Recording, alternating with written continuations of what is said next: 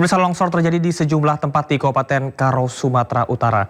16 orang menjadi korban, 9 orang dinyatakan selamat, dan 7 lainnya hilang.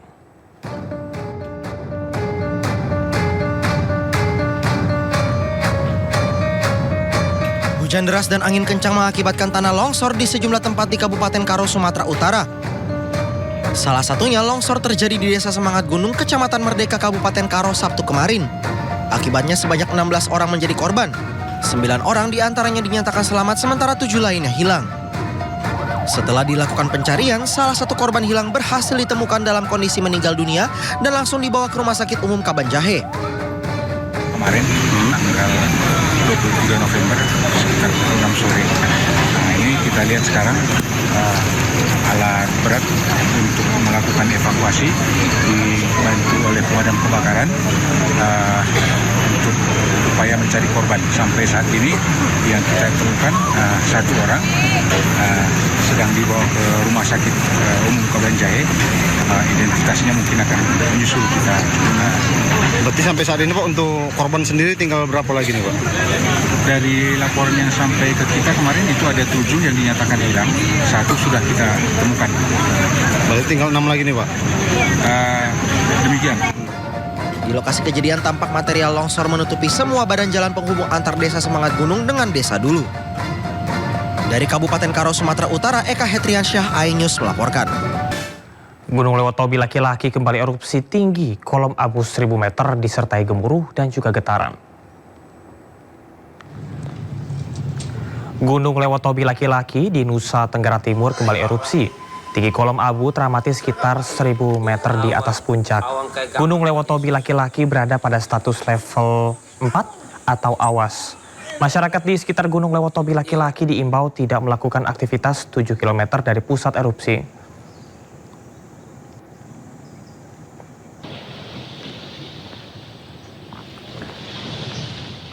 Anak-anak pengungsi korban erupsi Gunung Lewotobi di posko pengungsian di Desa Egon, Kecamatan Waigete, mulai terserang sakit seperti diare, batuk, dan gatal-gatal. Para pengungsi juga memilih tidur di luar tenda karena kondisi tenda yang panas.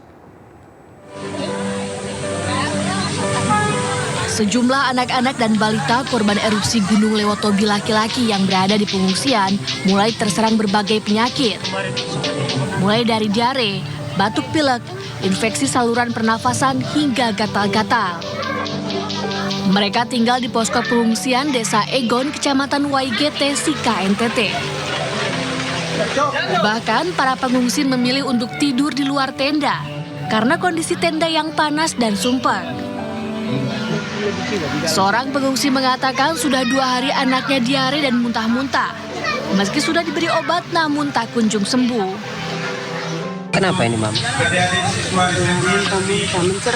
Menceret. Sakit ya berarti? Kenapa tidur di luar, Mam? Tidak tidur di tenda? Panas. Sudah dapat obat? Sudah sakit berapa hari, Mam? Dari kemarin. Dari kemarin ada perubahan nggak tuh, Bang? Masih lagi. Masih muntah-muntah. Para pengungsi yang berada di Desa Egon ini membutuhkan baju layak pakai hingga kipas angin karena kondisi tenda yang panas di siang dan malam hari. Hingga kini lebih dari 13.000 warga yang masih mengungsi di puluhan titik posko pengungsian. Dari Sika, NTT, Jody Nura, iNews melaporkan. Jenazah Kompol Anumerta Rianto Ulil, korban penembakan oleh Kabag Ops Polres Solok Selatan, dimakamkan di Taman Makam Sirina Pase, Makassar. Pemakaman secara dinas kepolisian diwarnai isak tangis keluarga.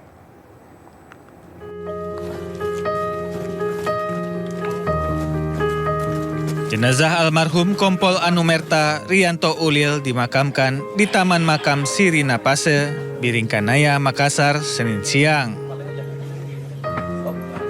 Pangkat Rianto Ulil dinaikkan 1 tingkat menjadi komisaris polisi atau Kompol dari pangkat sebelumnya Ajun Komisaris Polisi atau AKP.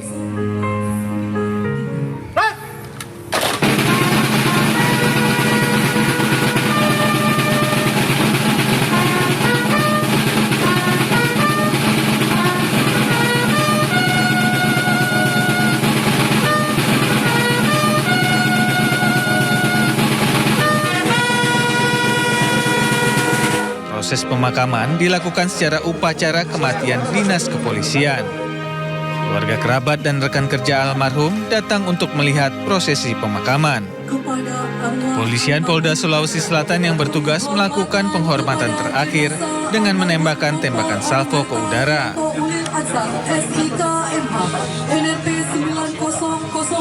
Prosesi pemakaman diwarnai tangis haru keluarga yang tidak menyangka almarhum meninggal dunia dengan cara yang tragis.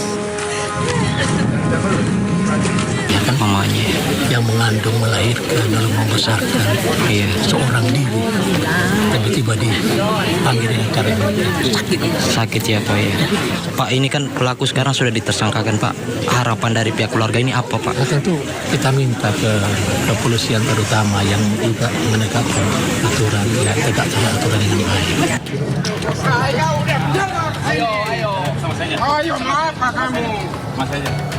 Sebelumnya, Kabak Ops Polres Solok Selatan AKP Dadang Iskandar menembak mati Kasat Reskrim AKP Ulil Rianto Ansar di kawasan parkir Polres Solok Selatan. Penembakan diduga dipicu konflik internal terkait penanganan kasus tambang galian C. Pasca penembakan, AKP Dadang Iskandar akhirnya menyerahkan diri ke Ditpropam Polda Sumatera Barat. Korban mengalami luka serius di kepala kanan. Korban tewas usai dirawat di Rumah Sakit Bayangkara, Polda Sumatera Barat. Sementara pelaku masih diperiksa intensif guna mengungkap motif penembakan yang diduga dipicu karena korban menindak pelaku tambang galian C di Solok Selatan yang di-backing pelaku. Tim Liputan iNews melaporkan.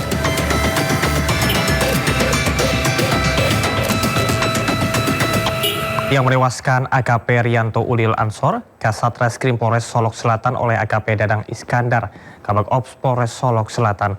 Atas perbuatannya pelaku dijerat pasal berlapis dan terancam hukuman mati.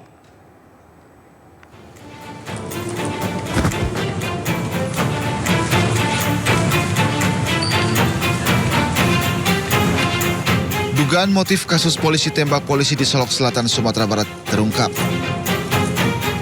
Penembakan yang dilakukan AKP Dadang Iskandar terhadap AKP Rianto Ulil Ansar karena pelaku marah kepada korban.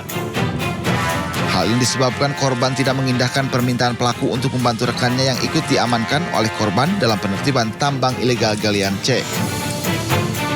Terkait hal tersebut, pihak Polda Sumatera Barat terus melakukan pemeriksaan secara maraton. Bahkan hingga kini sudah 7 orang saksi diperiksa. Selain itu, penyidik juga tengah mendalami siapa pemilik tambang serta keterlibatan dan peran pelaku dalam kegiatan tambang ilegal di Solok Selatan.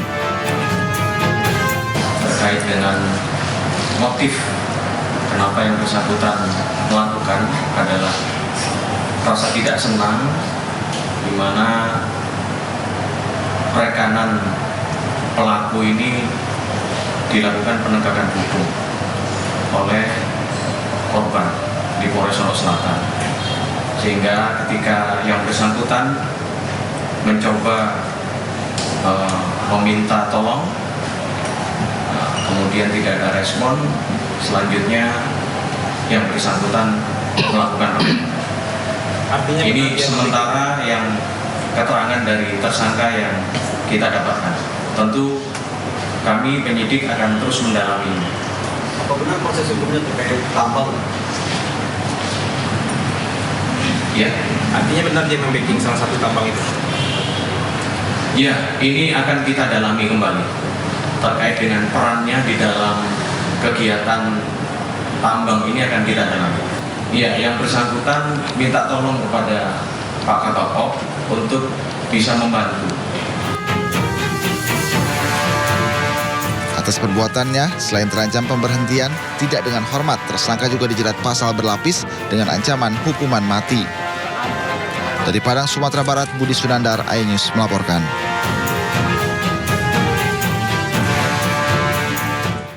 Komisi Kepolisian Nasional mendatangi Polda Sumatera Barat untuk mengawal penyidikan kasus polisi tembak polisi yang menewaskan Kasat Reskrim Polres Solok Selatan, Kompol Anumerta Rianto Ulil Ansor.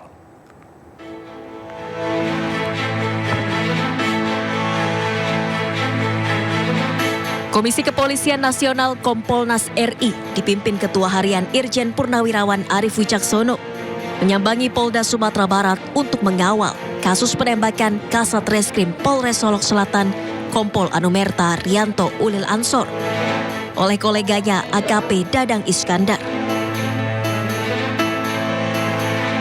Kedatangan Kompolnas ke Polda Sumbar untuk mendalami fakta dan kronologi dari kasus polisi tembak polisi. Kompolnas juga menemui langsung tersangka AKP Dadang Iskandar yang berada dalam kondisi sehat meski sempat tak mau makan. Yang pertama, kondisi tersangka sudah ada membaik. Itu penting. Kenapa? Supaya dia bisa memberikan keterangan secara pas. Ya kan? Nah, saya tadi sudah mengatakan kepada Pak Kapolda, saya sudah dibaiki. Jadi saya hanya mengingat. Karena saya tidak akan masuk ke dalam substansi daripada penyidikan. Karena maksud saya sejauh memastikan bahwa penyidikan itu berjalan dengan sesuai dengan SOP. Selain mendatangi Polda Sumbar, Kompolnas juga akan mendatangi TKP penembakan di Polres Solok Selatan untuk investigasi lebih mendalam. Kompolnas berkomitmen untuk memastikan proses hukum dari kasus yang melibatkan aparat penegak hukum ini berjalan transparan dan dapat dipertanggungjawabkan. Dari Padang, Sumatera Barat, Budi Sunandar, iNews melaporkan. Sementara itu Kapolda Sumatera Barat Irjen Pol Suharyono menyebut kepolisian masih mendalami kasus ini. Soal motif kasus yang sebelumnya sudah diungkapkan, Kapolda Sumbar menyebut motif bisa berubah karena penyidik menemukan keterangan berbeda dari saksi yang diperiksa. Pertama kemarin saya sampaikan tentang apa yang harus saya ucapkan terkait dengan motif. Motif itu nanti biar saja dibuktikan nanti di persidangan. Ada hal-hal yang memang sulit sekali untuk memastikan seperti apa motif, karena ini antar pribadi bisa atau antar pribadi ke organisasi atau internal atau konflik of interest, ini sedang kami dalami sampai saat ini. Boleh jadi yang kami rilis kemarin itu ada perubahan manakala nanti ditemukan kesaksian dan pembuktian baru setelah kami memeriksa semua pihak, baik itu tersangka maupun saksi-saksi yang lain. Kan tadi ditanyakan oleh media dan ini juga yang ditunggu masyarakat. Tetapi tidak semua informasi itu harus diungkap saat ini sebelum semuanya diproses secara tuntas. Untuk motif memang sulit sekali untuk dibuktikan apakah itu saja masalahnya. Pastinya kami perlu waktu juga untuk mendalami motif itu. Kemarin sudah terekspos apakah masalah galian C, apakah masalah tambang atau masalah pribadi yang lain, itulah yang sedang kami dalami. Tetapi itu karena saat saya press release awal itu meluruskan dari informasi pagi yang sudah beredar ke media, sehingga kami harus tetap berdasar pada pendalaman setelah memeriksa semua saksi termasuk tersangka. Sederet kasus polisi tembak polisi pernah menyita perhatian masyarakat di tanah air. Terbaru Kasat Reskrim Polres Solok Selatan AKP Ulil Rianto Ansori tewas ditembak oleh Kabagops dari Polres Solok Selatan AKP Dadang Iskandar.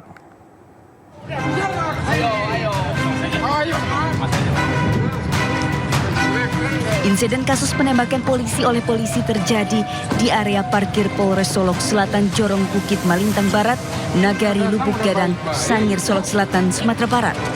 Dugaan sementara, motif penembakan karena pelaku tidak senang dengan penangkapan yang dilakukan oleh Satreskrim Polres Solok. Kasus ini menambah panjang daftar insiden polisi tembak polisi di Indonesia. Sebelumnya, kasus pembunuhan Brigadir Yosua menjadi sorotan publik sepanjang tahun 2022 hingga 2023. Brigadir J saat itu tewas tertembak di rumah dinas Verdi Sambo yang saat itu menjabat sebagai Kadif Propam Polri. Awalnya Brigadir J dilaporkan meninggal karena baku tembak. Namun belakangan terungkap jika Brigadir J murni ditembak tanpa perlawanan. Kasus polisi tembak polisi juga pernah terjadi di Rusun Polri Cikeas, Gunung Putri, Kabupaten Bogor, Jawa Barat pada Minggu 23 Juli 2023. Keduanya diketahui merupakan anggota Detasmen Khusus 88 Anti Teror Polri. Selain itu pada Minggu 8 September 2022, Aibda Ahmad Karnain, anggota Babinkan Tipnas Polsek Wai Pangubuan, tewas ditembak oleh rekannya Aibda Rudi Suryanto yang menjabat sebagai Kanit Provos di Polsek Wai Pangubuan, Lampung Tengah. Tim Liputan iNews melaporkan. Terima kasih masih di Sindo Siang bersama dengan saya Camar Haenda. Gubernur Petahana Bengkulu Rohidin Mersyah terjaring OTT KPK. Kericuhan sempat terjadi saat masa pendukung gubernur tersebut mencoba menghentikan mobil yang membawa rombongan Rohidin Mersyah ke bandara.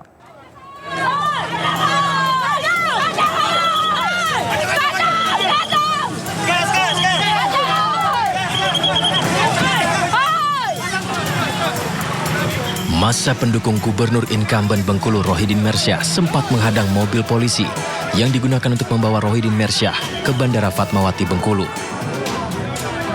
Sebelumnya massa sempat berunjuk rasa di depan Mapolresta Bengkulu menuntut kejelasan penangkapan yang dilakukan oleh penyidik KPK terhadap gubernur dan sejumlah pejabat Bengkulu lainnya. Untuk keamanan Rohidin Mersyah dipindahkan ke mobil inafis polisi menuju bandara. Petugas meminta massa menghormati proses penyelidikan, pemeriksaan yang dilakukan oleh KPK. Seperti biasanya, kalau ada pengamanan, apakah itu pengamanan kejadian atau orang dan sebagainya, tentu diawali dengan proses penyelidikan. Penyelidikan itu ya pemeriksaan dan lain sebagainya. Ya. Nah sama, KPK sama kepolisian dengan Polri itu sama. Kalau pemeriksaan ya pemeriksaan dulu ya. Nanti press release atau pemberian pernyataan, keterangan dan lain sebagainya itu pasti akan disampaikan. Kenapa ini tidak sesuai dengan SOP yang ada? Dari Bengkulu, Endro Dwirawan, iNews melaporkan.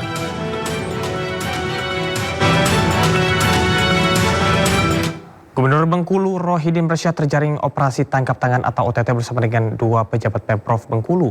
Rohidin ditetapkan sebagai tersangka atas dugaan pungutan pegawai dan gratifikasi untuk pendanaan pilkada.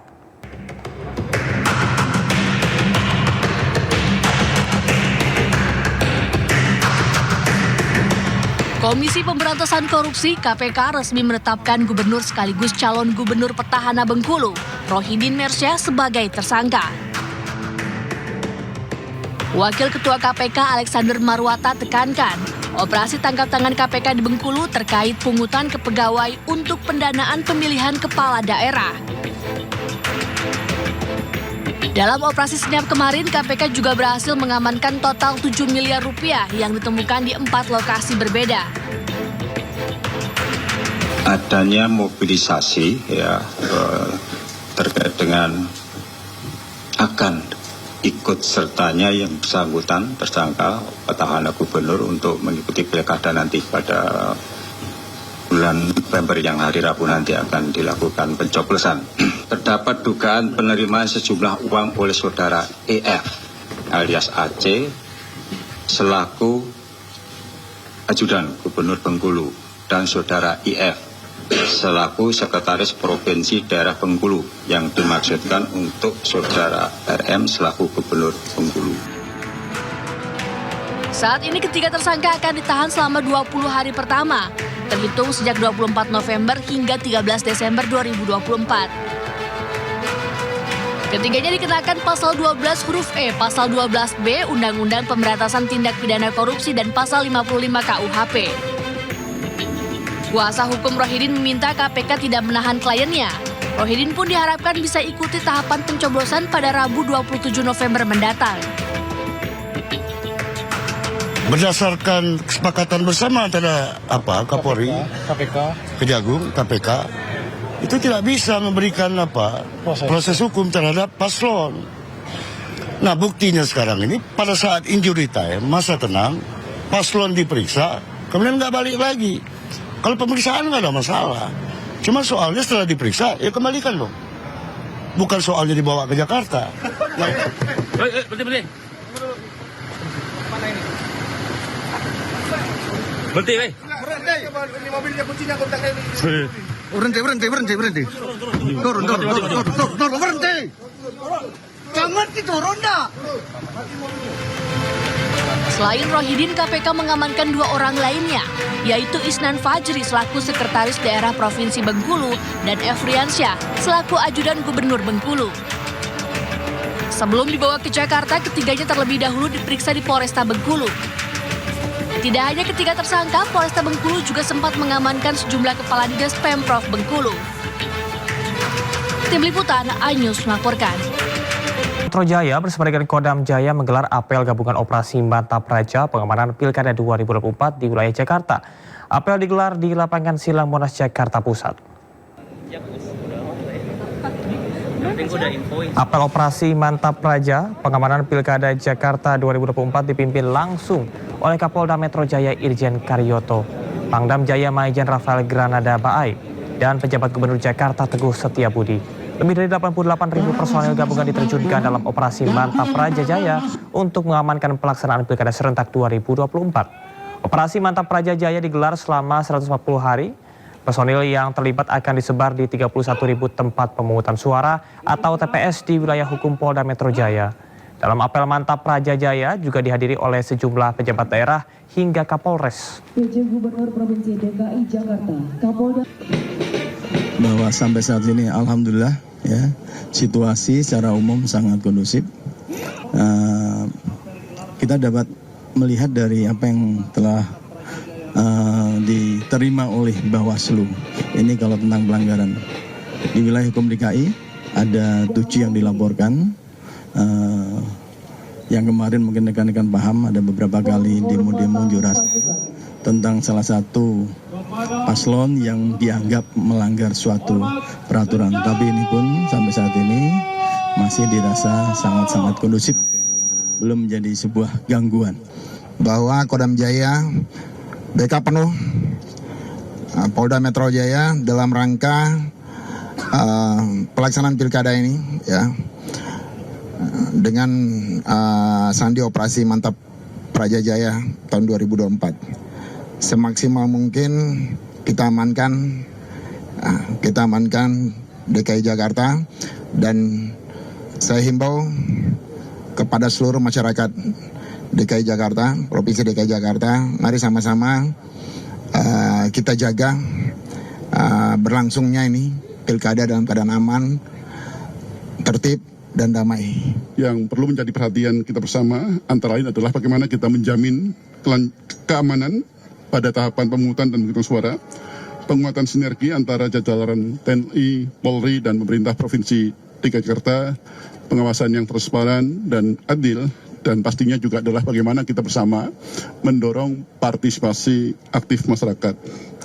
Pemprov DKI Jakarta turut mengerahkan sebanyak 3.838 personil Satpol PP untuk mendukung pengamanan, mulai dari tahap persiapan hari H, pengamanan distribusi logistik, pemilu dari kantor KPU hingga ke TPS.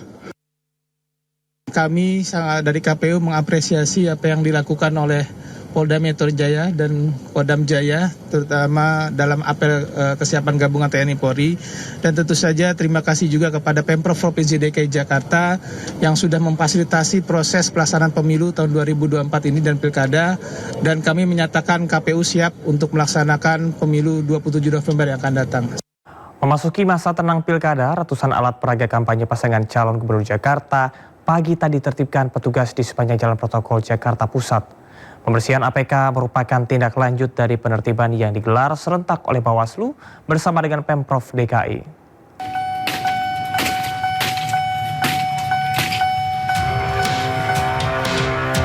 Petugas gabungan dari Satpol PP dan PPSU Kelurahan Menteng melakukan penertiban alat peraga kampanye atau APK yang masih bertebaran di jalan-jalan ibu kota Minggu pagi. Beragam alat peraga kampanye berupa poster, baliho, spanduk, hingga stiker yang masih menempel di dinding, pohon, serta fasilitas umum langsung dibongkar petugas. Pembersihan ini merupakan lanjutan dari penertiban yang digelar serentak pada Minggu dini hari, mengingat sudah memasuki masa tenang pilkada. Pihak Bawaslu sebelumnya juga telah memberikan teguran kepada semua tim sukses paslon agar melakukan penertiban mandiri. Namun karena tak digubris, maka penertiban pun dilakukan Bawaslu dengan melibatkan Pemprov Jakarta. APK ini dari semalam. Semalam tuh kita ada apel 2 kali di Silang Monas sama di kecamatan. Kita di Kecamatan Menteng ya. Kemudian setelah apel sekitar jam 10 malam itu kita langsung giat penurunan APK di seluruh wilayah Kelurahan Menteng, karena kita ada di Kelurahan Menteng, tentunya di jalur protokol juga di dalam-dalam. Nah, pagi ini kita meneruskan sisa-sisa dari yang telah dilakukan semalam. Semalam tuh selesai sampai setengah empat, kemudian sudah dilaporkan. Nah, ini kita lanjut. Hari ini pagi jam 7 tadi kita ada kegiatan kerja bakti. Ini masih berlanjut kegiatan kerja baktinya, sebagian juga melanjutkan penurunan APK. Seperti diketahui, mulai pukul 00 waktu Indonesia Barat Minggu dini hari telah memasuki masa tenang kampanye. Masa tenang akan berlangsung selama 3 hari hingga pelaksanaan pemungutan suara pada Rabu 27 November 2024. Dari Jakarta, Randi Sanjaya, iNews melaporkan. Penertiban alat peraga kampanye sebagai komitmen memastikan pilkada berjalan sesuai aturan, serta menjunjung tinggi sportivitas menciptakan masa tenang yang tertib, aman, dan damai. Pemerintah kota juga akan menindak tegas bagi para ASN yang berkampanye di masa tenang.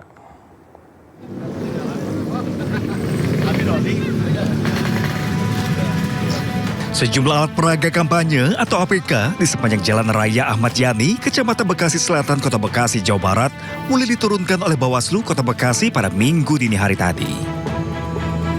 Penurunan APK juga dilakukan secara serentak di seluruh kecamatan dan juga kelurahan yang juga melibatkan KPU Kota Bekasi, Satpol PP, Dinas Perhubungan Kota Bekasi, Polres Metro Bekasi, dan juga TNI. Bawaslu Kota Bekasi juga meminta kepada masing-masing calon wali kota dan wakil wali kota Bekasi untuk membantu penurunan APK yang dipasang.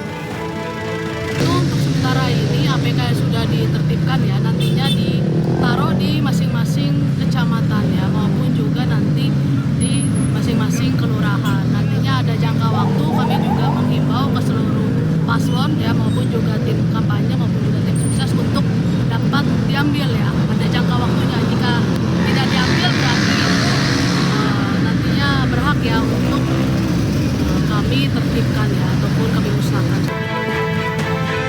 Pemerintah Kota Bekasi juga memastikan akan menindak tegas kepada ASN Kota Bekasi yang melakukan kampanye dan mendukung salah satu paslon di masa tenang. Senantiasa mengingatkan jajaran ASN dan PKK Kota Bekasi ya, jangan sampai ikut politik praktis. Menurut saya tentu kalau tidak ada laporan dari rekan-rekan semua yang tidak tahu, kita juga intensif sudah mengingatkan. Berarti akan menindak tegas nggak Pak ketika ada ASN ataupun pejabat Pemkot yang melakukan? Ya pasti kita tindak tegas, apalagi kalau itu sudah rekomendasi.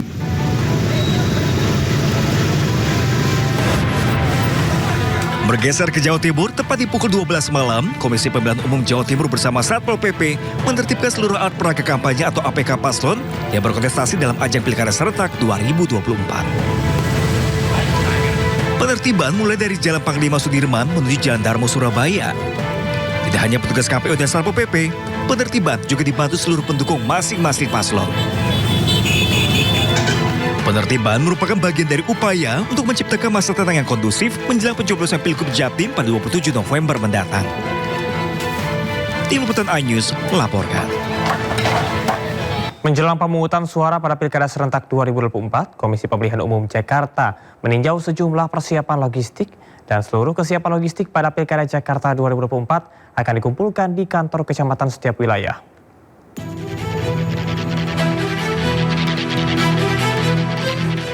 Tiga hari jelang pemungutan suara Pilkada Jakarta, Komisi Pemilihan Umum Jakarta memastikan kesiapan logistik di setiap wilayah. Berdasarkan peninjauan, saat ini seluruh perlengkapan logistik telah berada di kantor kecamatan masing-masing wilayah.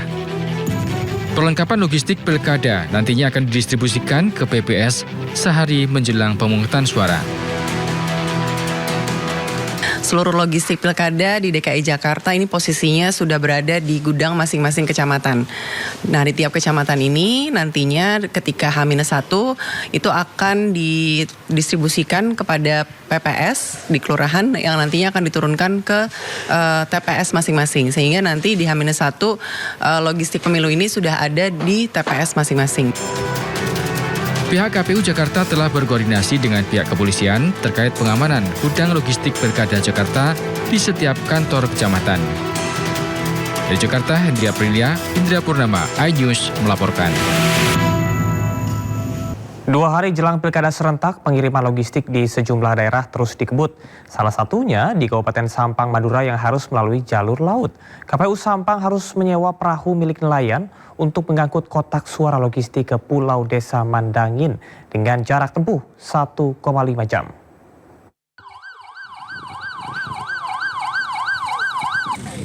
Setelah memasuki masa tenang pilkada serentak, KPU Kabupaten Sampang Madura juga terus mendistribusikan logistik di 14 kecamatan. Namun dalam pengiriman logistik tidak hanya menggunakan jalur darat saja atau kendaraan roda 4. Salah satu lokasi yakni Pulau Desa Mandangin yang berada di selatan Kabupaten Sampang, dalam pengiriman kotak suara logistik harus menggunakan jalur laut seperti perahu agar bisa dijangkau. Jumlah daftar pemilih tetap atau DPT satu pulaunya mencapai 13.250 orang. KPU Kabupaten Sampang pun menyewa satu perahu besar milik nelayan yang biasanya untuk mengangkut sembako, namun digunakan untuk mengangkut kotak suara. Pengiriman logistik ke Desa Mandangin ada 46 kotak suara dan 92 bilik suara yang tersebar di 23 TPS nantinya. Pendistribusian logistik yang dipantau langsung oleh KPU Sampang serta Polsek setempat, TNI dan Polairut memakan jarak tempuh 1,5 jam. Ini khusus sewa untuk mengangkut logistik ini.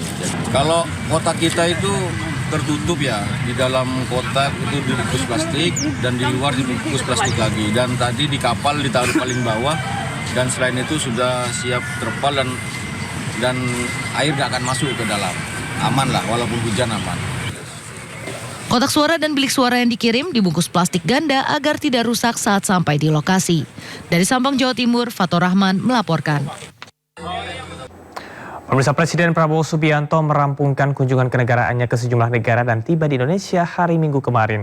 Dari semua kunjungan kenegaraan tersebut, Presiden dan rombongan menyepakati sejumlah kerjasama di berbagai sektor, mulai dari ekonomi hingga pertahanan. Presiden Prabowo Subianto merampungkan kunjungan kenegaraannya ke sejumlah negara dan tiba di Indonesia hari Minggu kemarin. Setibanya di pangkalan TNI Halim Perdana Kusuma, Presiden Prabowo Subianto disambut sejumlah Menteri Kabinet Merah Putih, mulai dari Menko Polhukam Budi Gunawan, Menteri Pertahanan Syafri Samsudin, serta Kapolri Jenderal Listio Sigit Prabowo. Seperti diketahui, Presiden Prabowo Subianto telah menyelesaikan lawatannya ke sejumlah negara sejak 8 November lalu. China menjadi negara pertama yang dikunjungi Prabowo. Kemudian Prabowo melanjutkan perjalanannya ke Amerika Serikat dan bertemu dengan Presiden Joe Biden. Prabowo Subianto juga menghadiri 2 konferensi internasional, yaitu KTT APEC di Peru dan KTT G20 di Brazil. Kunjungan kenegaraan tersebut dilanjutkan dengan pertemuan Presiden dengan Raja Charles III serta Perdana Menteri Inggris Keir Starmer. Kunjungan luar negeri Prabowo ditutup dengan pertemuan bersama Presiden Uni Emirat Arab Sheikh Mohammed bin Zayed Al Nahyan. Dan dari semua kunjungan kenegaraan tersebut, Presiden dan rombongan menyepakati sejumlah kerjasama di berbagai sektor, mulai dari ekonomi hingga pertahanan.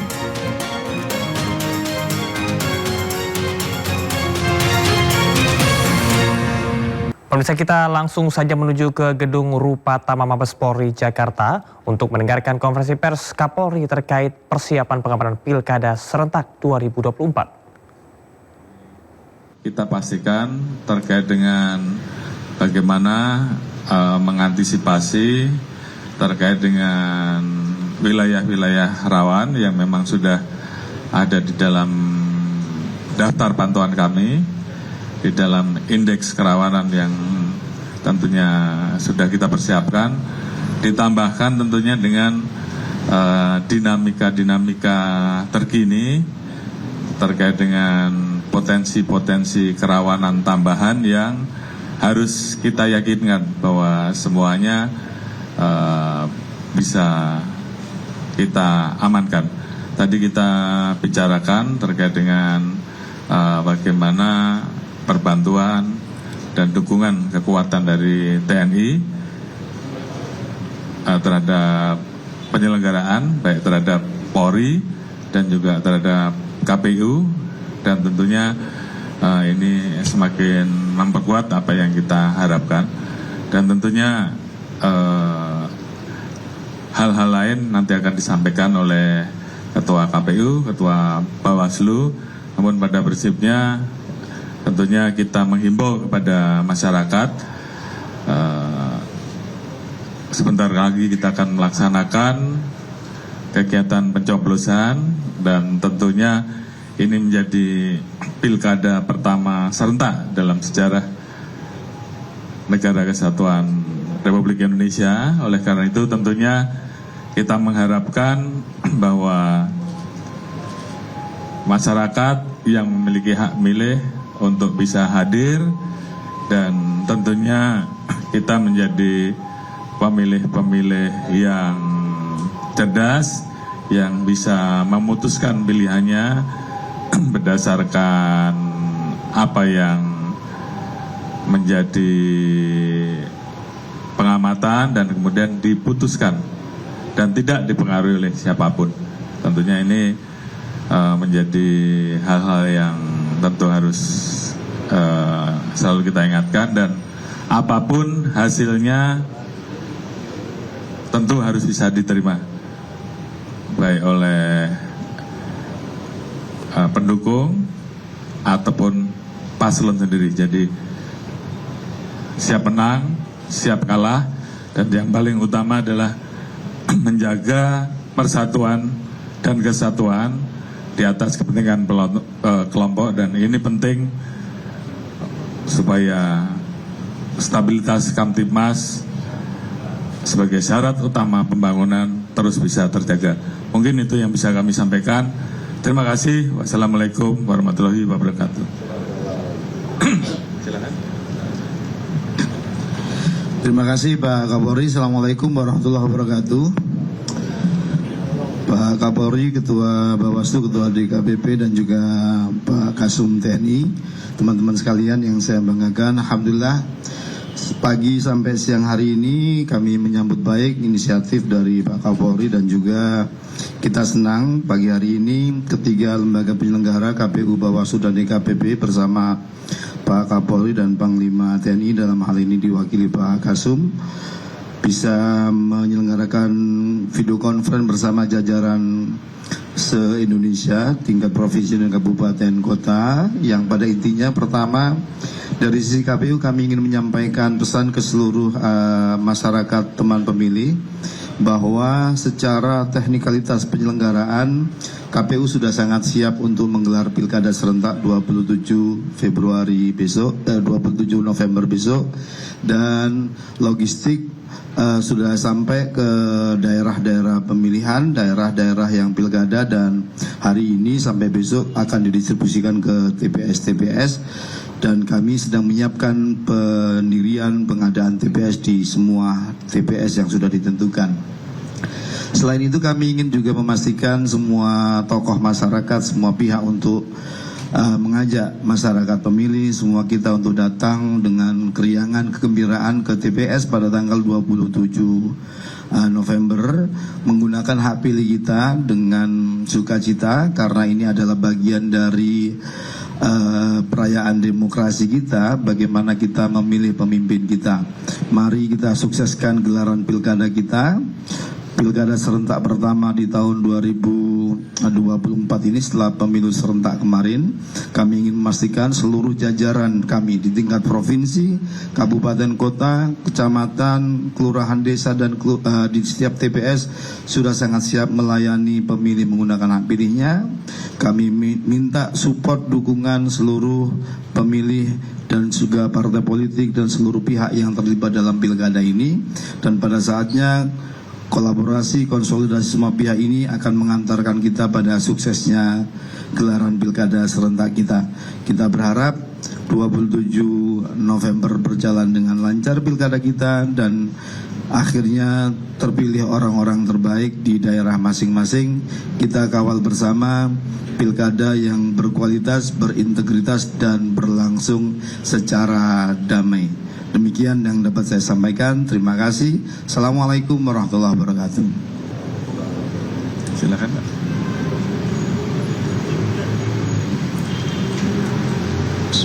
Assalamualaikum warahmatullahi wabarakatuh.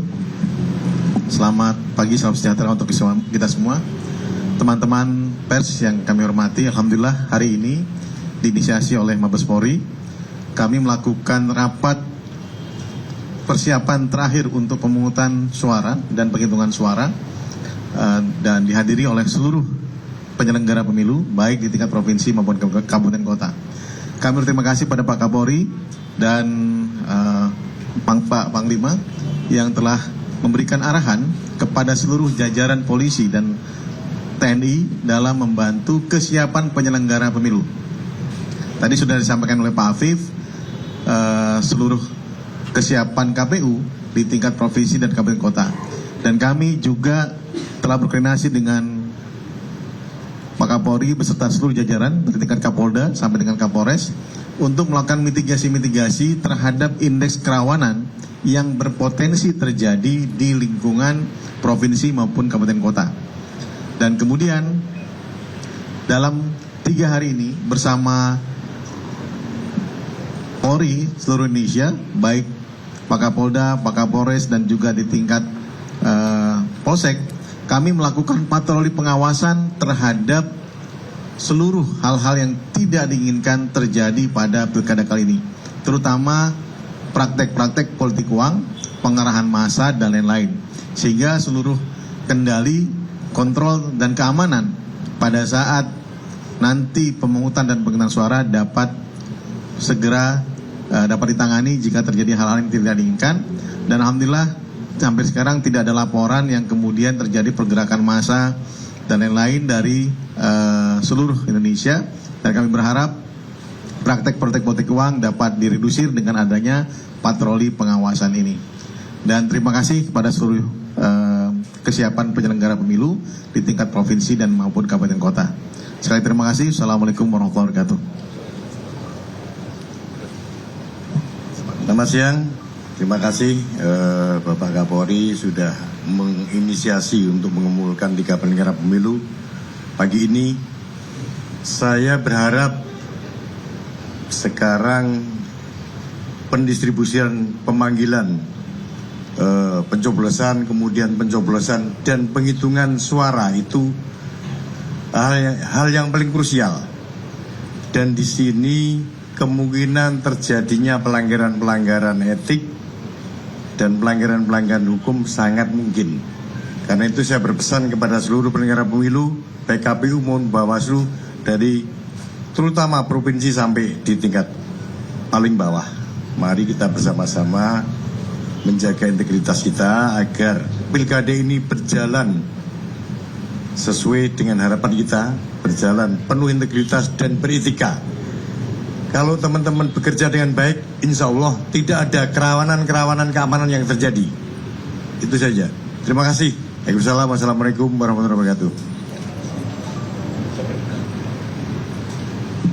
Assalamualaikum warahmatullahi wabarakatuh. Salam, selamat siang teman-teman media. Terima kasih kepada Bapak Kapolri yang telah menginisiasi kegiatan ini. Tadi juga bersama dari Ketua KPU, Ketua DKPP, Ketua Bawaslu, bahwa hari ini mungkin yang disampaikan tadi oleh Ketua KPU, rakor kita terakhir menjelang tanggal 27 akan dilaksanakan pencoblosan. Dan tadi sudah kita lakukan bagaimana membahas perkembangan situasi terkini. Kemudian juga tadi kita cek bagaimana identifikasi distribusi logistik. Dan tadi sudah disampaikan juga oleh Bapak Ketua KPU bahwa distribusi logistik, perkembangan situasi terkini, dan seluruh jajaran-jajaran yang tergelar, petugas-petugas untuk penyelenggara pemilu dalam kondisi siap untuk melakukan pemilu pada tanggal pilkada serentak pada tanggal 27 November atau tepatnya hari Rabu. Dan ini merupakan rakor terakhir, dan dari Bapak Panglima TNI terus menyampaikan bahwa kita siap, baik personil, alutsista dan potensi-potensi lainnya yang dimiliki TNI untuk mensupport melalui kerjasama, koordinasi, sinergitas dengan kementerian, lembaga terkait ataupun badan-badan lainnya guna tercapai pilkada serentak 2024 yang sukses dan harapannya semua berjalan aman dan kondusif. Itu mungkin yang kami sampaikan. Terima kasih. Wassalamualaikum warahmatullahi wabarakatuh.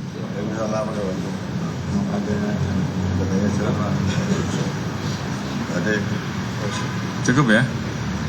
Cukup ya. Oke. Oke, terima kasih kalau demikian. Mungkin bisa dielaborasi lagi titik rawan yang terkait dengan ini itu di mana aja Pak? Terus situasi dari Polri terkait dengan DOB kita juga melakukan di pilkada juga itu gimana Pak?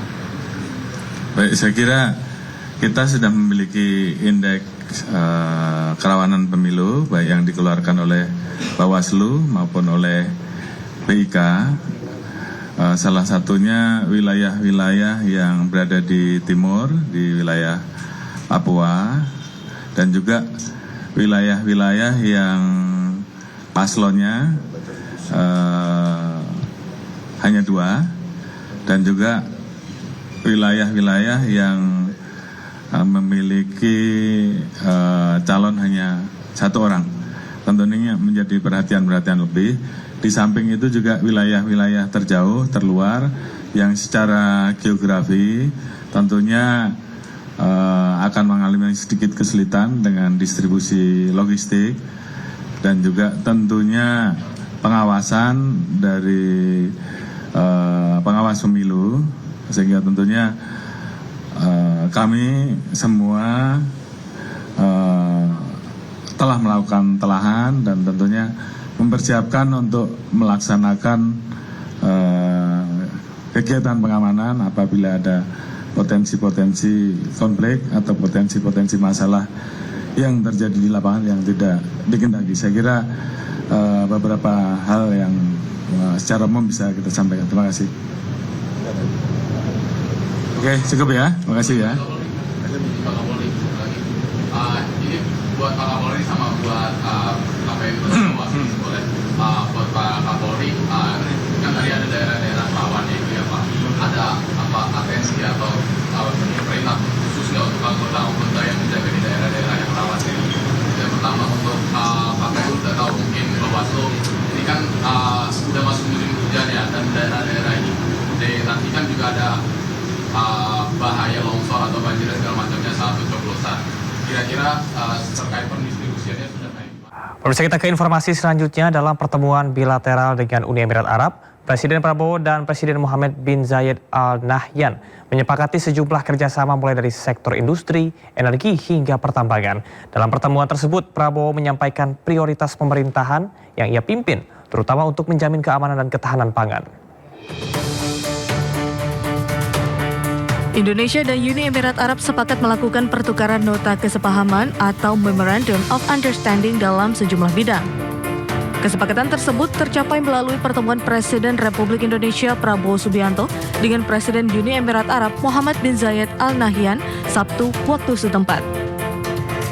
MOU yang disepakati melingkupi berbagai sektor mulai dari industri dan advanced technology, energi, kesehatan, kebudayaan, pariwisata, pertambangan dan infrastruktur, serta pengembangan dan pembaruan pemerintahan. Dalam pertemuan bilateral ini, Prabowo menyampaikan prioritas pemerintahan yang ia pimpin, terutama untuk menjamin keamanan dan ketahanan pangan. Prioritas saya dalam pemerintah yang saya pimpin ke depan adalah pertama untuk menjamin keamanan dan ketahanan pangan, dan selanjutnya untuk melaksanakan hilirisasi, processing daripada semua bahan baku kita di Indonesia supaya mendapat nilai tambah. Kedua pemimpin negara juga sepakat untuk meningkatkan koordinasi pada tingkat teknis, pelaksana hingga tindak lanjut. Guna mempercepat implementasi kerjasama yang telah dirancang, Prabowo dan MBZ juga sepakat bahwa hubungan Indonesia dan Uni Emirat Arab merupakan fondasi kuat untuk mendorong perdamaian, stabilitas, dan kemajuan bersama di kancah internasional. Tentara Nasional Indonesia baru menggelar latihan militer gabungan dengan Angkatan Pertahanan Australia atau Australia Defence Force bertajuk Chris Woomera 2024. Lebih dari 3.000 personel dilibatkan dalam latihan perang terbesar Indonesia-Australia yang digelar dari Darwin, Australia hingga Situbondo, Jawa Timur. Latihan militer gabungan TNI dan ADF bertajuk Chris Woomera 2024 adalah rangkaian latihan penembakan munisi aktif terbesar dan paling kompleks yang pernah dilakukan Indonesia dan Australia dalam sejarah terkini. Latihan dibuka awal November lalu di Darwin dan ditutup dengan latihan penembakan amunisi aktif Calvex di Pantai Bandongan, Situbondo, Jawa Timur. Melibatkan tank, artileri, pesawat tempur, helikopter serbu, dan infanteri dengan berbagai persenjataannya. Dari TNI Angkatan Darat, salah satu batalion yang ikut serta dalam Keris Womera 2024 adalah Batalion Kavaleri 8 Narasinga Wiratama yang bermarkas di Pasuruan, Jawa Timur. Batalion di bawah komando Divisi 2 Kostrat mengerahkan alutsista berupa tank Leopard 2 A4 dan ARV. Latihan meliputi pembangunan taktik, teknik, dan prosedur bersama dalam peperangan, serta penyelamatan kedaruratan. Latihan Keris Womera 2024 sekaligus memperkuat komitmen Indonesia dan Australia untuk mengembangkan hubungan pertahanan serta keamanan. Bagian dari Indo-Pacific Endeavour 2024 yang merupakan kegiatan keterlibatan militer terbesar Australia di kawasan.